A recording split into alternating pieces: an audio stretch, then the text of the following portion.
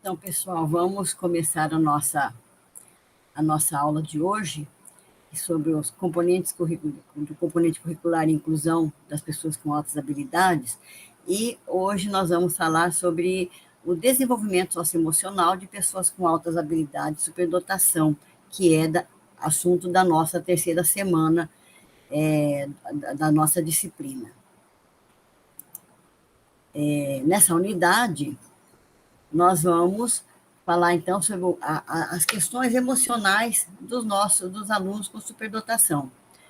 E é o que a gente percebe, assim, que o estudo da neuropsicologia e da neuroquímica do cérebro, ele tem passado a simples observação do comportamento para entender os complexos processos de aprendizagem, de raciocínio e de resolução de problemas. Isso graças ao desenvolvimento tecnológico moderno que nós temos hoje em dia. Os neurônios os contextos neurais, as conexões neurais, elas estão em contínuo crescimento no cérebro. E, aos poucos, a visão unitária e fixa da inteligência, então, começa a dar lugar a outras concepções, a pluralísticas, e mais, algo assim mais dinâmico, né?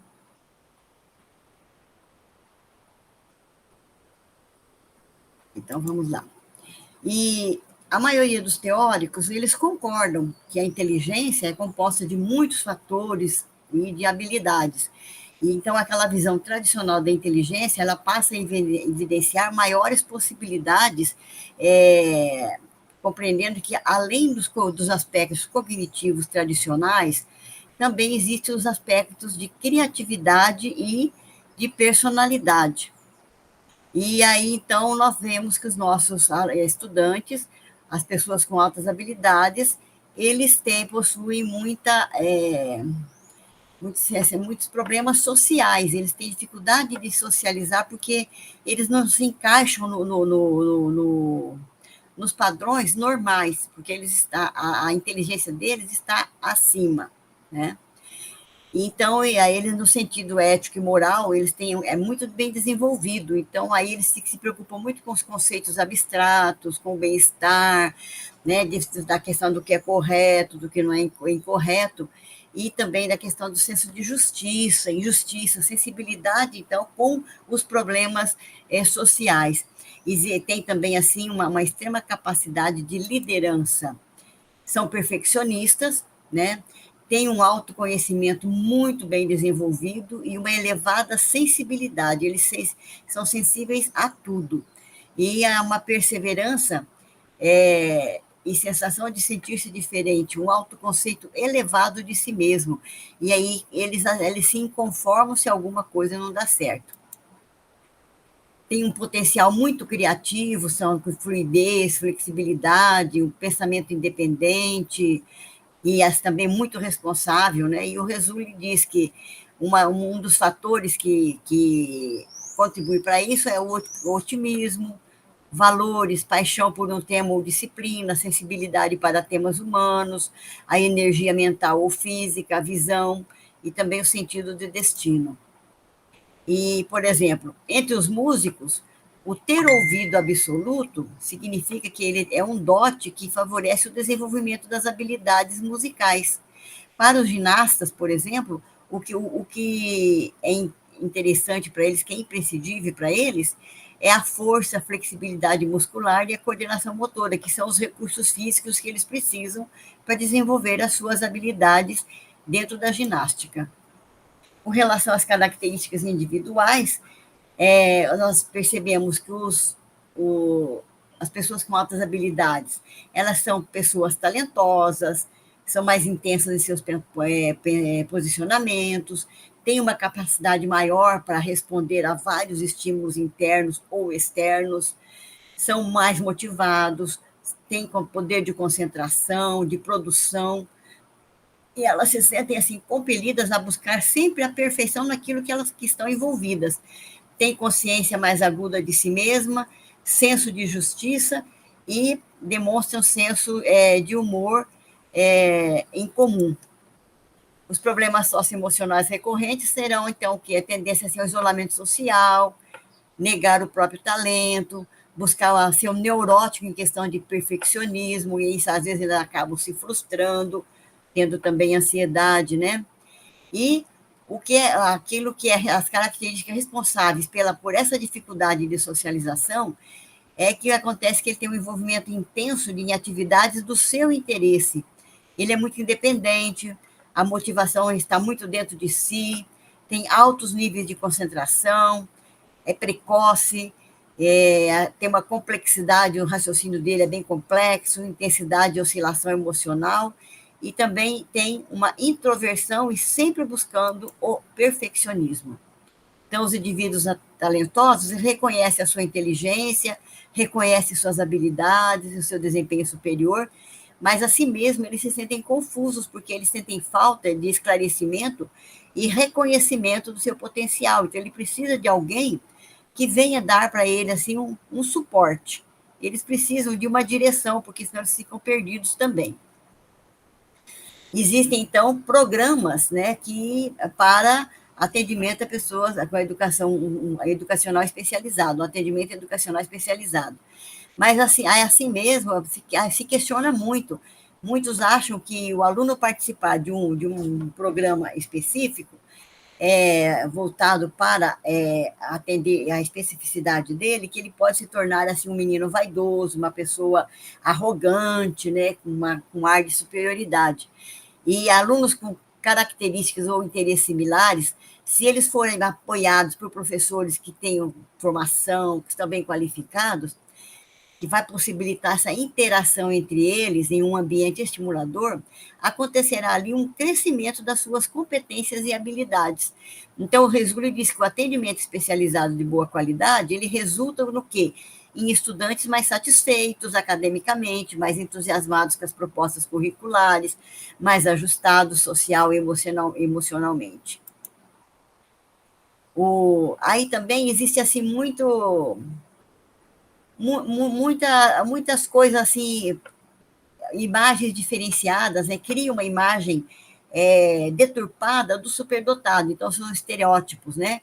Então, geralmente se fala assim, que quando se fala que é um indivíduo com altas habilidades de superdotação, pensa-se que no menino, um aluno franzino, geralmente sempre do sexo feminino, masculino, com status social e econômico médio a alta, com interesses predominantes voltados para a leitura, e na maioria das vezes ainda se coloca que um óculos, né? Porque o superdotado ele tem que usar um óculos, né? Não sei porquê, mas faz essa ligação. E por conta dessa imagem que se dá a ele, então o gênero feminino, ou aqueles que são provenientes de famílias pobres, eles passam despercebidos e desvalorizados. E aí o número de estudantes sexo masculino que são encaminhados para programas com altas habilidades, para atendimento a alunos com altas habilidades, é muito maior do que do sexo feminino. E os valores culturais. Então, as crianças e jovens de famílias de baixa renda, eles são penalizados por isso, porque eles não são valorizados, né? E eles acabam tendo poucas oportunidades de desenvolver seus talentos e habilidades superiores.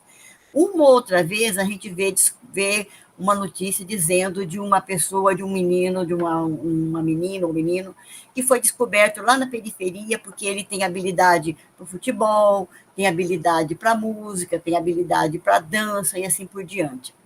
E aí, para muitos professores e gestores, eles acham assim, que é um absurdo investir em programas voltados para atender esses alunos, tendo em vista assim, que ainda há necessidade de atender alunos com necessidades especiais, que apresentam distúrbios, que apresentam deficiências diversas.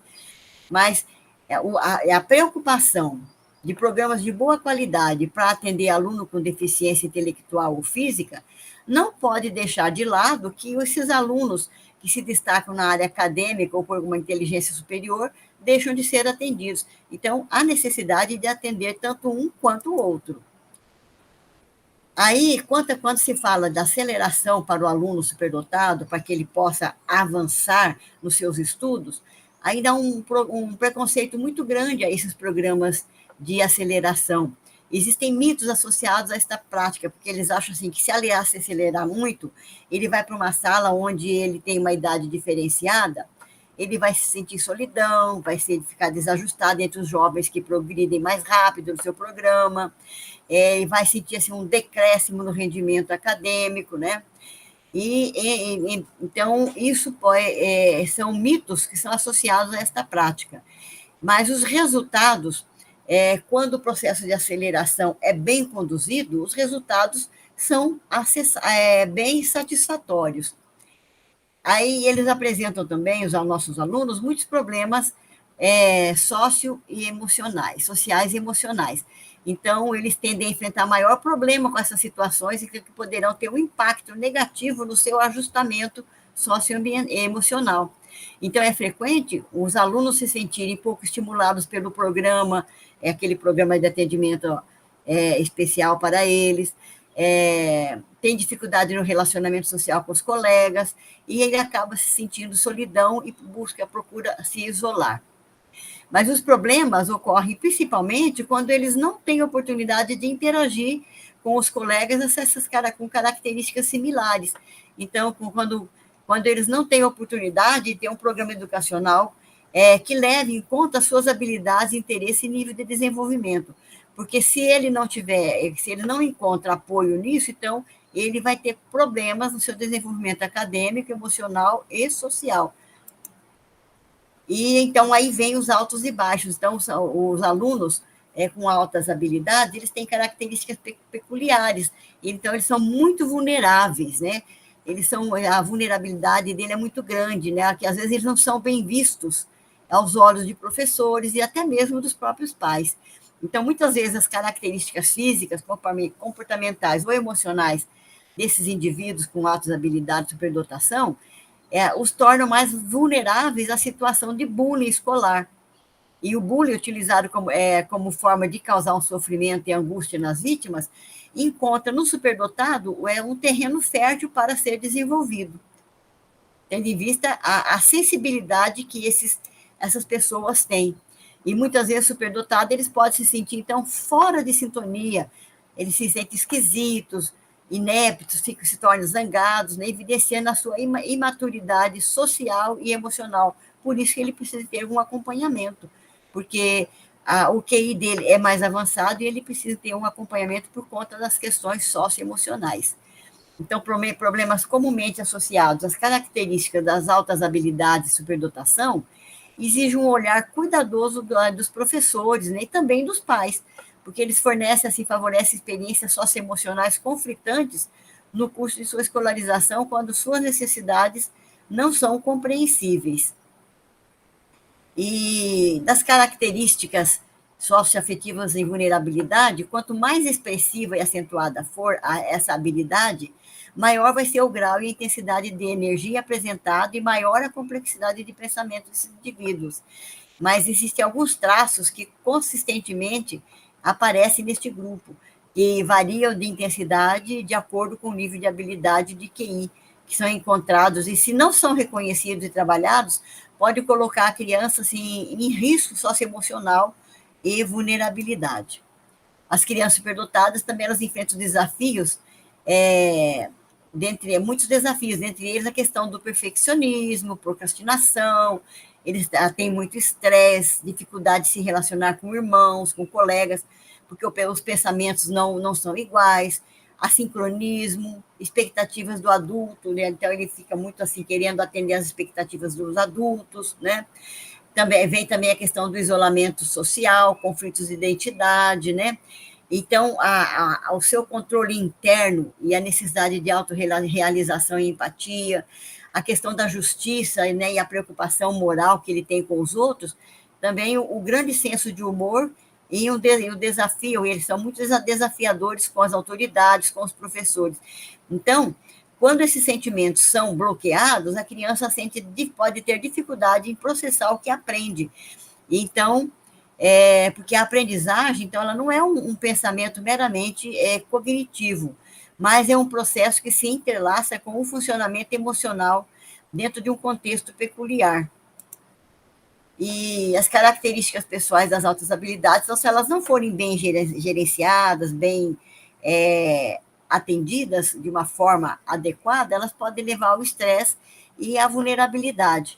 E dentre os traços da vulnerabilidade, isso é o que nós temos lá: pensamento divergente, pensamento criativo, perfeccionismo, perfeição, percepção e insight, introversão versus extroversão, locus de controle interno e externo, assincronia, supersensibilidades. Então, os pensamentos divergentes e criativos estão abertos a novas experiências, eles são perseverantes, mas, entretanto, eles são vistos na escola como um problema, tanto na escola, como na sociedade, como na família, porque eles são desafiadores. Então, por serem curiosos, por apresentarem respostas incomuns aos problemas e preferir trabalho individual e em grupo, eles são, às vezes, são mal vistos, né? Sendo vistos como problemáticos na escola. E os adultos, então, consideram eles como rebeldes, como desmotivados, desatentos, insatisfeitos, porque então elas mudam, muitas vezes se sentem sozinhas, sem alguém para entender essa sua singularidade, essa especificidade que é só dela. E os ambientes familiares, quando os pais demonstram uma não aprovação, quer dizer, não aprovam, demonstram uma não aprovação ou uma aprovação inconsistente no desempenho da criança, então expressam também a aprovação apenas quando condicionado ao desempenho da própria criança. Tudo isso vai afetar se o pai não aprova ou se aprova, assim, de uma forma inconsistente o desempenho da criança. Isso acontece, vai a contribuir para o fracasso da criança, né? Ela vai persistir, então, a despeito dessa consciência de fracassar. Então, os educadores, eles precisam ajudar essas crianças a apreciar os seus traços de perfeccionismo.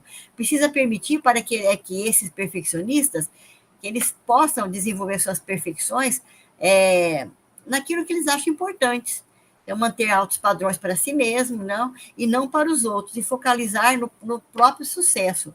E eles precisam fazer com que eles aprendam assim, a ter confiança e sentir prazer em tudo aquilo que eles realizam. Percepção e insight. Então, são traços que aparecem como resultado de um alto padrão de raciocínio, de vocabulário e sofisticação de pensamento de pessoas com altas habilidades. E elas têm facilidade de aprender vários aspectos e situações simultaneamente e entender rapidamente elementos essenciais de um problema. É comum uma pessoa que você está falando, explicando alguma coisa, e vem aquele insight. Ele percebe na hora e fala: professor, eu entendi, é isso. Então, ele vai até além do que o professor está falando, né? E aí a busca da verdade, a necessidade de entender a justiça e equidade, então pode vir primeiro. Então, leva ele a demonstrar pouca tolerância com comportamentos tolos. Então, eles não suportam tolices, coisas banais, né, injustiças. Isso eles não toleram. E aí existe a questão da introversão e a extroversão. A introversão, quer dizer, o introvertido, então é aquilo que pode ser modificado ou alterado para que o indivíduo possa desenvolver liderança e sociabilidade. E que, às vezes, dizem que ser tímido ou medroso, quando a pessoa é tímida ou medrosa, ela é introvertida. Mas nem sempre o introvertido, ele é uma pessoa tímida. Às vezes, o extrovertido pode até ser mais tímido do que ele. Os introvertidos, eles podem ser sociáveis, né? Assim como os extrovertidos podem ser tímidos. Então, a pessoa introvertida, ela se socializa facilmente, embora elas, às vezes, prefiram não fazer essa questão de se juntar, de se socializar com outras pessoas. Então, os introvertidos, eles necessitam ser respeitados, porque antes de expor as suas ideias, eles precisam refletir para depois deixar as suas emoções fazer sentido antes de ser verbalizada. Então, eles precisam ter tempo para ponderar as possíveis soluções para um problema. Já o extrovertido, eles organizam os pensamentos através da verbalização, né? Então, enquanto os extrovertidos obtêm energia nas pessoas e objetos do mundo externo, o introvertido ele busca dentro de si mesmo essa energia. E o locus do controle interno é um grau no qual o indivíduo ele percebe a relação entre o seu próprio comportamento e o resultado desse comportamento, quando ele consegue se autoavaliar. Então, ele constrói um controle interno que assume um controle ou uma responsabilidade por tudo aquilo que ele faz. Aí, ele atribui tanto o seu sucesso ou o seu fracasso como responsabilidade dele. Ele se sente responsável pelas consequências de suas ações, principalmente quando ele pode trabalhar em seu próprio ritmo. E a pessoa com controle externo, ela sente já, então, fatores externos que têm um controle maior na sua vida. Então, sendo mais acentuada, afetada, então, quando acontecem críticas ou elogios. E ela se sente perdida se não houver, se tiver o direcionamento de alguém, né, que vai atribuir, e daí ela vai atribuir o seu sucesso ou a sua sorte ao ensino, ao professor, aos eventos externos. E a sincronia destaca, então, o mundo interno do indivíduo e a sua vulnerabilidade em razão das disparidades entre a idade mental e a idade cronológica da criança. Então, é um traço inerente à superdotação, que resulta de um desenvolvimento desigual e do sentimento de não se encaixar nas normas da sociedade, o que faz com que o indivíduo seja levado a uma posição de vulnerabilidade social e emocional. Então, o assincronismo ele se refere à responsabilidade, à sensibilidade e à vulnerabilidade da criança ou adolescente quando eles não são aceitos pela família ou pela sociedade. E a supersensibilidade é a intensidade emocional que a criança vivencia nas suas experiências. E ela fornece a energia ou o combustível que contribui para o desenvolvimento do talento da criança ou do jovem. Então, as supersensibilidades, tanto nas áreas psicomotora, sensual, intelectual, imaginativa e emocional, são geneticamente herdadas. E por isso elas aparecem muito cedo no desenvolvimento das crianças. Aí elas precisam ser estimuladas e ter assim um ambiente acolhedor e de aceitação.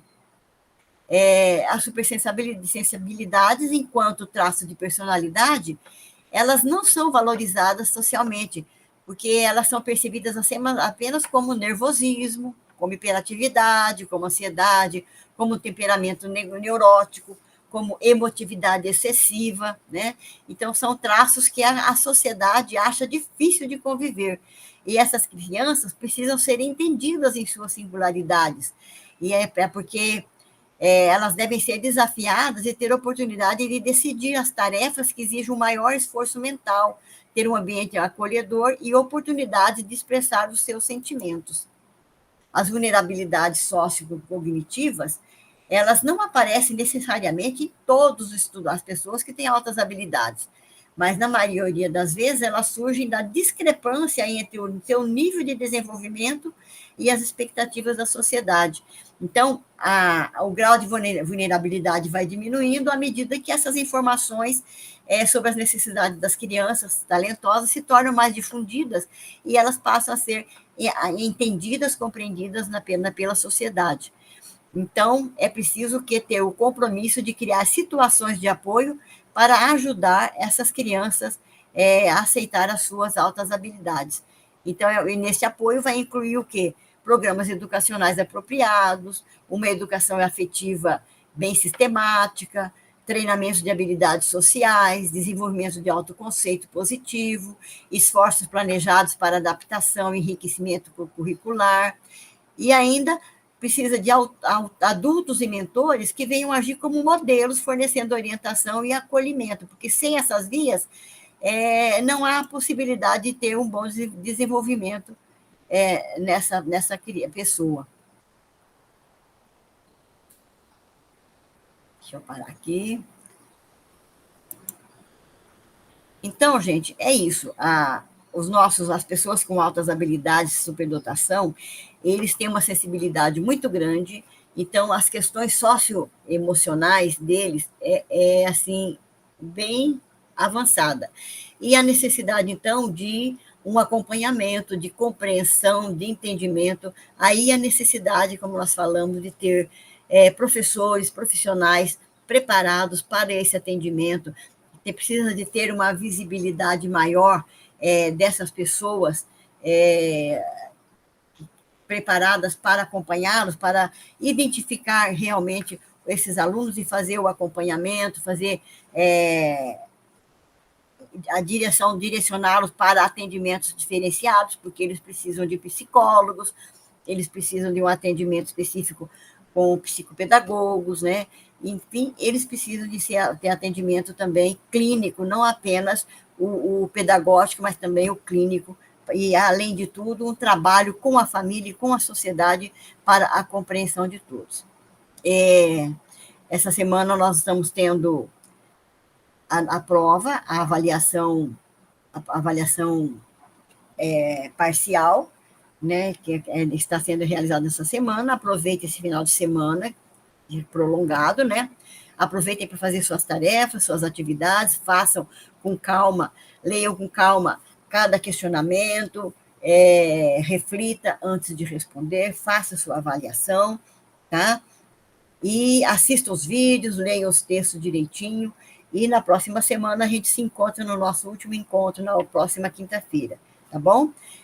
Participe dos fóruns, deixe lá as suas dúvidas, seus questionamentos, assistam esse vídeo e, dentro das dificuldades, e coloquem lá no fórum os questionamentos e eu vou atendendo vocês, ok?